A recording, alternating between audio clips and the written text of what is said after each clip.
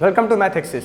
तो आज का जो वीडियो है ये आईसीएसई क्लास 10th के स्टूडेंट के लिए है। जो बच्चे इस साल आईसीएसई क्लास 10th में अपना एडमिशन लिए हैं उनके लिए वीडियो है और इस वीडियो को आप आखिर तक देखें। इसमें आपको बताया जाएगा कि आखिर आप आईसीएसई क्लास 10th मैथमेटिक्स का प्रिपरेशन कैसे करें। और साथ ही साथ मैं आप सभी को बताना चाहूँगा कि हमारे इस चैनल पर आईसीएसई बोर्ड के ML अग्रवाल बुक के सभी चैप्टर्स का सॉल्यूशन अपलोड कर दिया गया है। आप चाहें तो इसको देख लें, उसका लिंक आपको वीडियो को डिस्क्रिप्शन में मिल जाएगा। उसमें आपको चैप्टर 1 से लेकर के चैप्टर 8 तक का सॉल्यूशन आपको अभी तक प्रोवाइड कर दिया गया है। बाकी सभी जो चैप्टर्स आपके बचे हुए हैं उनके 1 शॉर्ट वीडियो आपको मिल जाएंगे और बहुत जल्द उन सभी चैप्टर्स के सॉल्यूशन भी अपलोड कर दिए जाएंगे। तो आप हमारे चैनल को सब्सक्राइब कर लें ताकि आपको जो भी आईसीएसई बोर्ड से रिलेटेड इन्फॉर्मेशन है, चैप्टर्स हैं मैथ्स के, उन सबका नोटिफिकेशन आपको मिलता रहे। तो आज हम लोग अपने वीडियो को आज के शुरू करते हैं। देखिए, अपने पास आईसीएसई बोर्ड में मैथ्स में टोटल 22 चैप्टर हैं। जो आपका आईसीएसई ML अग्रवाल का बुक है मैं उसके अकॉर्डिंग बता रहा हूँ। आपके टोटल 22 चैप्टर हैं। कौन कौन से हैं? तो पहला आपका आता है जीएसटी, दूसरे नंबर पे आता है बैंकिंग, तीसरे पे आ जाता है शेयर एंड डिविडेंड्स, चौथे पे आपका है लीनियर इनइक्वेशंस, पांचवें नंबर पे है क्वाड्रेटिक इक्वेशंस, नंबर 6 पे है आपका फैक्टराइजेशन, 7 पे है रेशियो एंड प्रोपोर्शन एंड आगे आपके बहुत सारे चैप्टर हैं। आपका चैप्टर नंबर 22 है प्रोबेबिलिटी, क्योंकि इसको लिखने से कोई बेनिफिट नहीं है, और 21 है स्टैटिस्टिक्स। ये आपके मैथ्स के चैप्टर्स हैं, इनको हमें कवर करना है। बीच में आपका आ जाता है मैट्रिसेस, आ जाता है आपका आ जाता है अर्थमेटिक एंड ज्योमेट्रिक प्रोग्रेशन, उसके बाद से आपका आ जाएगा reflection, section formula, equation of straight line, फिर आता है आपका similarity, locus, construction, circle, mensuration, trigonometric identity, trigonometric table, height and distance and statics and probability. इस तरह करके आपके टोटल 22 चैप्टर हैं जिन्हें हमें आईसीएसई क्लास 10th में पढ़ना है। तो इसमें हम लोग बात करेंगे इस वीडियो में कि आखिर हम इन चैप्टर्स को कैसे शेड्यूल करें, कैसे हम इनको पढ़ें ताकि हम लोग बोर्ड एग्जाम में मोर देन 95% स्कोर कर पाएँ। क्योंकि इस बार आप सभी लोगों का एक सिंगल पेपर होगा, क्योंकि पिछले साल क्या था, पिछले साल कोरोना की वजह से आईसीएसई बोर्ड ने क्लास 10th को 2 सेमेस्टर में डिवाइड किया, सेमेस्टर 1 एंड सेमेस्टर 2। लेकिन इस बार ऐसा कुछ नहीं है, आपका एक सिंगल पेपर होगा।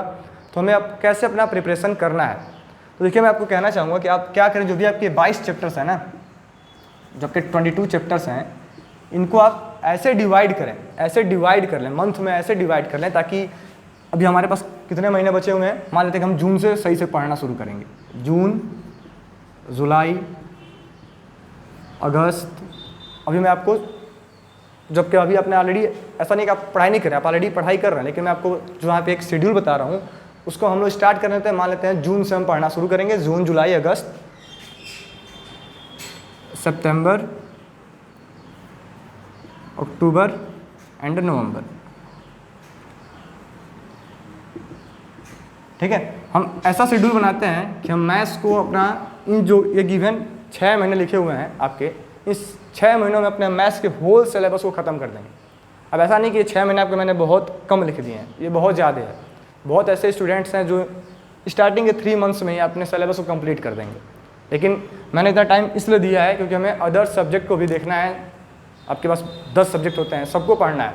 तो सबको टाइम देते हुए अगर हम डेली 1 घंटे रेगुलर मैथ्स को दे रहे हैं, 1 से 1.5 घंटे, तो हम इन 6 महीने में इन सभी चैप्टर्स को कवर कर लेंगे। अगर हम स्टार्टिंग से देखते हैं तो ठीक है। तो हमें अब इनको ऐसे डिवाइड करना है, ऐसे इनको शेड्यूल करना है ताकि हर मंथ में हम उस पर्टिकुलर चैप्टर को कंप्लीट कर जाएं।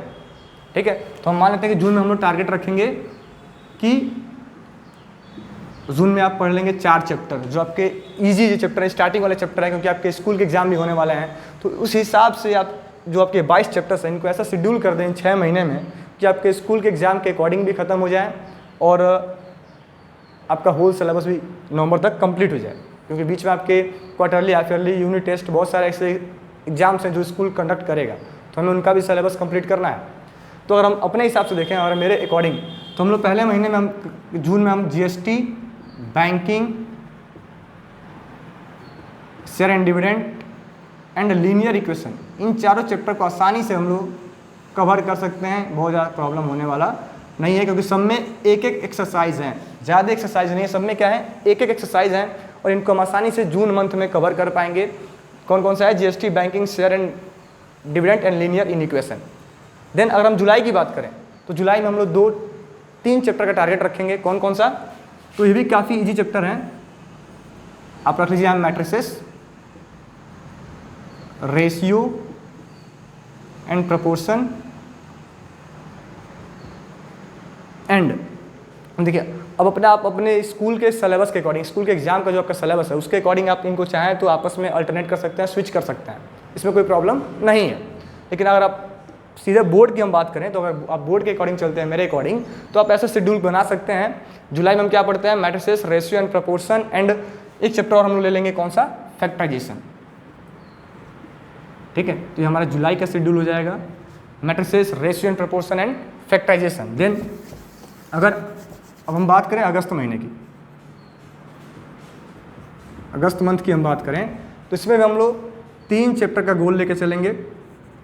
ठीक है, एक चैप्टर आप रख सकते हैं रिफ्लेक्शन, देन आप इसमें रख लेंगे क्वाड्रेटिक इक्वेशन। क्वाड्रेटिक इक्वेशन क्योंकि बहुत बड़ा टॉपिक है और इसको हम पूरा एक 15 से 20 दिन हमारा समय लेगा। ये आपका जो चैप्टर है रिफ्लेक्शन, इसको आप चाहें तो मुश्किल से 3 दिन के अंदर ये आपका कवर हो जाएगा।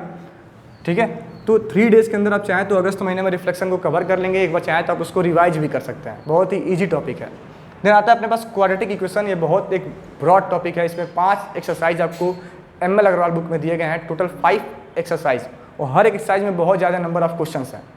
तो इनको आप शेड्यूल करें कि क्वाड्रेटिक इक्वेशन को हम करेंगे अगस्त में, एंड इसके साथ हम लोग एक और ईजी चैप्टर लेंगे जिसका नाम है सेक्शन फार्मूला। सेक्शन फार्मूला, ठीक है। तो हमने स्टार्टिंग के 3 मंथ्स में कितने चैप्टर कवर कर दिए? तो हमने टोटल अभी तक 10 चैप्टर पढ़ लिए हैं। अब अपने पास बचा है कितना? 3 महीना, और अपने पास चैप्टर हैं कितने? 12। ठीक है, तो इसमें अब अगर हम सितंबर की बात करें तो हम लोग एक साथ 2 चैप्टर को निकाल सकते हैं। कौन कौन से? इसमें भी 3 चैप्टर आसानी से हम कर पाएंगे। इसमें आप सितंबर में ले सकते हैं, इसको कहीं मैं किनारे नोट करता हूँ यहाँ पे।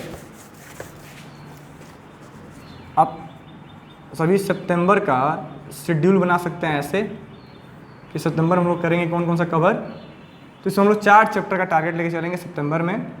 कौन कौन सा? तो एक आपका है लोकस, बहुत ही आसान चैप्टर है।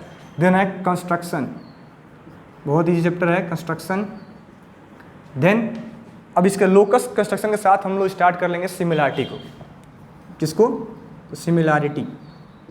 एंड एक चैप्टर बचेगा हम लोग का प्रोबेबिलिटी। देखिए अब ये जो 3 चैप्टर मैंने लिखे हैं, लोकस, कंस्ट्रक्शन, प्रोबेबिलिटी, काफ़ी इजी टॉपिक है, बहुत कम समय में आप इनको खत्म कर लेंगे।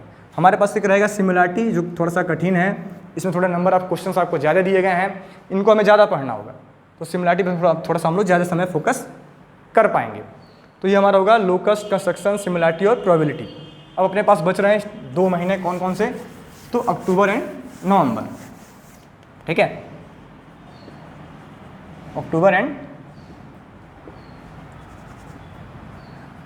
नवंबर, इन मंथ्स में हमें क्या करना है? तो इन मंथ्स में हमें जो अपने रेस्ट चैप्टर्स हैं, कितने चैप्टर आपके बच जाएंगे? आपने 14 चैप्टर ऑलरेडी कवर कर दिए हैं, आपके पास बचेंगे टोटल और 21 चैप्टर अपने पास है, टोटल 7 चैप्टर बचेंगे।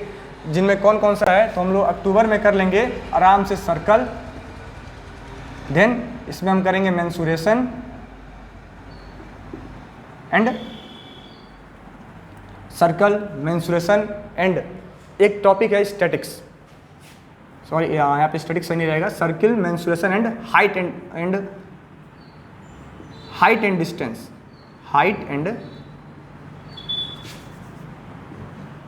डिस्टेंस। ठीक है, कौन कौन सा? तो circle, mensuration, height and distance. अभी आपका जो सर्किल है थोड़ा सा ये वाइड चैप्टर, बहुत बड़ा चैप्टर है, मेंसुरेशन थोड़ा सा ज़्यादा है, एंड हाइट एंड डिस्टेंस में एक एक्सरसाइज दिया गया है। तो ये जो आपका महीना होगा अक्टूबर, ये थोड़ा सा आपके लिए एक लेबर वाला मंथ होगा, आपको ज़्यादा मेहनत करना पड़ेगा।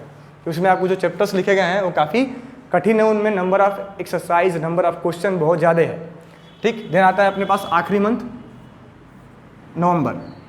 तो नवंबर हम लोग करेंगे जो आपके ट्रिग्नोमेट्री वाला सेक्शन है, ये ट्रिग्नोमेट्री एंड स्टैटिस्टिक्स।